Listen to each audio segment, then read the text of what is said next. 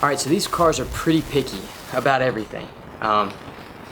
So when it comes to coolant, they only like one kind, G12. And G12, if you mix it with a different kind of coolant, it like coagulates, like it clots almost. And I didn't know that when I bought this car, and so I mixed it with something like G5 or something like that. I don't know.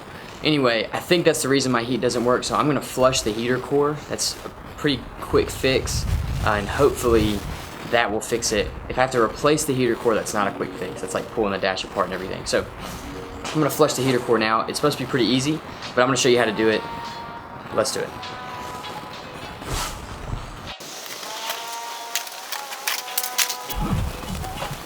So this is it right there. There's two hoses, one in and one outlet. I'm gonna flush the water both ways just with a water hose and see if that works.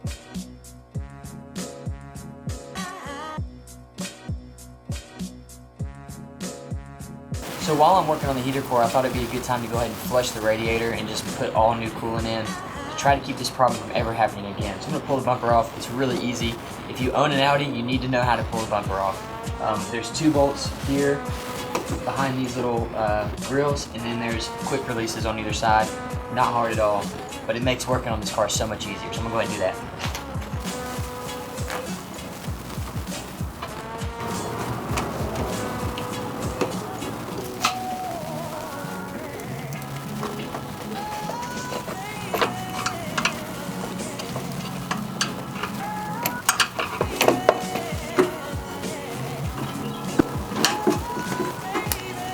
I'm pretty sure this little red plug is a drain plug. I'm not positive, so I'm gonna unscrew it and find out.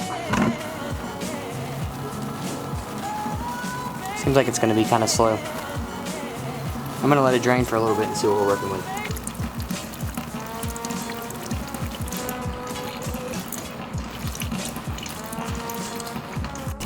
I just read that opening up the cap at the top should let it drain faster, so I'm gonna try that. Let's see. Whoa. There we go.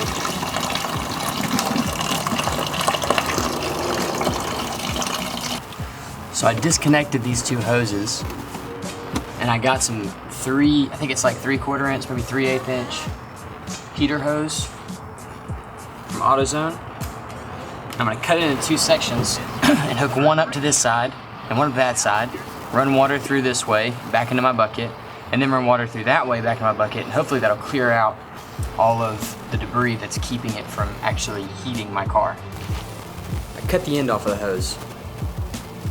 Maybe it'll work, I don't know. But it's an old hose anyway, so it's worth a shot. It's gonna work. So now, I should be able to turn the water on and it flush the system. We'll see. Right. Check this out. The first stuff that came out was just brown, all that brown in there. I'm gonna turn the water pressure up a little bit.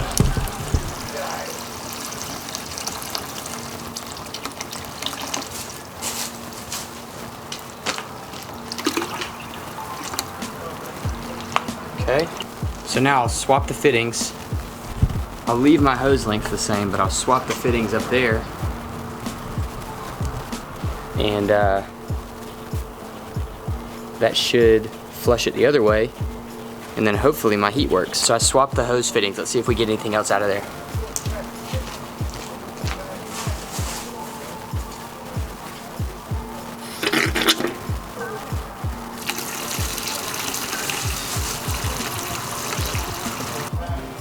Alright, so the heater core is completely flushed. I'm going to go ahead and flush the entire system.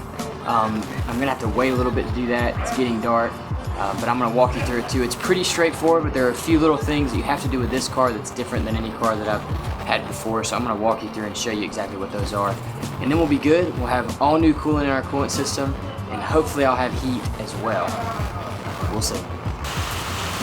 Alright, so we're going to flush the coolant system today. Yesterday I got all of the old coolant out, or most of it, and it was really dirty, like really nasty. And so today we're going to flush it. I'm going to run a couple of rounds of water through it just to make sure that all of the old coolant is out. And then I'm going to put new Dexcool coolant in.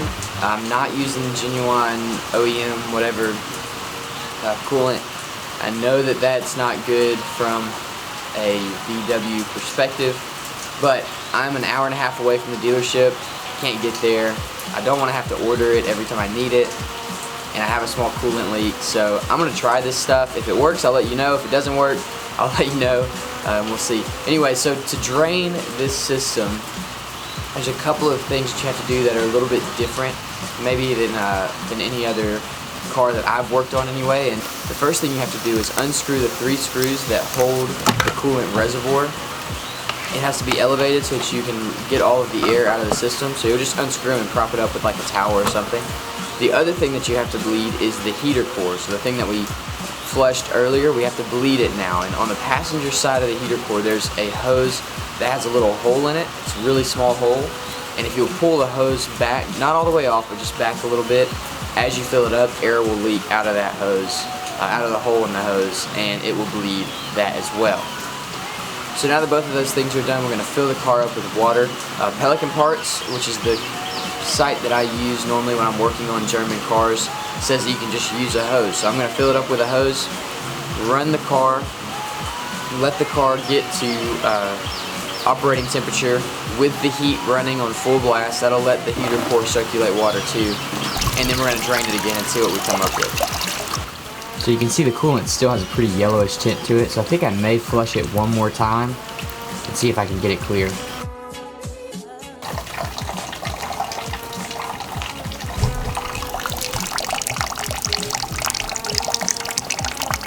So it's still pretty yellow. Alright, so I flushed it again. Didn't work. I mean, it worked. It cleaned it more, you know, but the heater still didn't work. And so I got on the internet and I read on some forums, and this is really common with Audis, the heater core getting clogged up.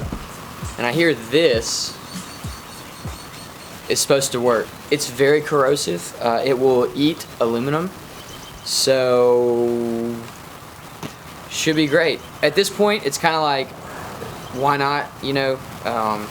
It's a last-ditch effort before having to replace that thing, which I'm just not going to pull the dash apart.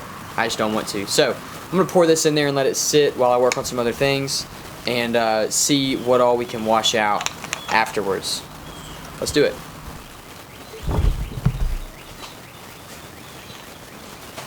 Alright, so a couple things. I've got my hoses hooked up that I used to flush it the first time with just the hose. I put those back on. That's what I'm going to use to pour the CLR in with a funnel. And I'm just going to pour it till it runs out of the big hose and then let it sit. I'll come back in just a minute and tell you how long I'm letting it sit. So the CLR has been in there for a couple hours. I'm running out of daylight, so I'm going to hook the hose up and flush this system and see if it actually did anything.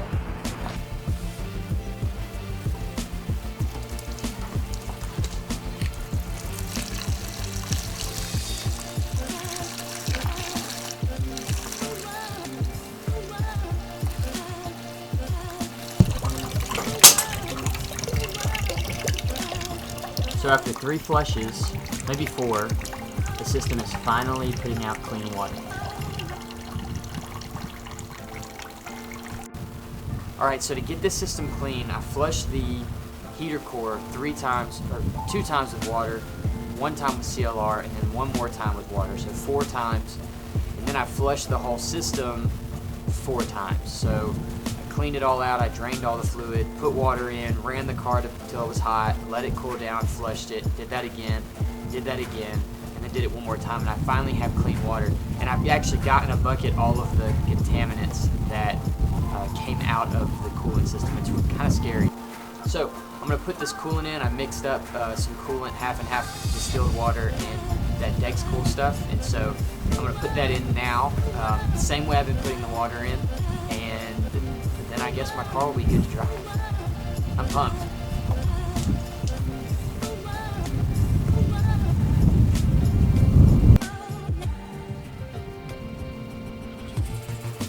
Alright, the coolant flush is done. If nothing else, I have a lot of peace of mind because of all the nastiness that was flushed out. Oh, almost forgot. I'll show you what it looks like. So I think what I'm gonna try to do in order to show how much contamination was in my cooling system is make a paper filter to catch all of the dirt. Or at least most of it, so you can see just how nasty it was. Alright, so as you can see, this is all like sludge. Ugh, it's gross. That was in the coolant that I drained out after rinsing it a few times. And then down here, you'll see this mud stuff that's also from my cooling system. So if you haven't drained or flushed the cooling system in this car, or maybe in any car, might be a good idea to do so, because all that's just floating around in the engine and all that sludge and nastiness is floating around. And you got to think that clean water is good for it, right? So anyway, I think that's a success. We'll call it done. And I guess next we'll take this car out and drive it. See how it does. See ya.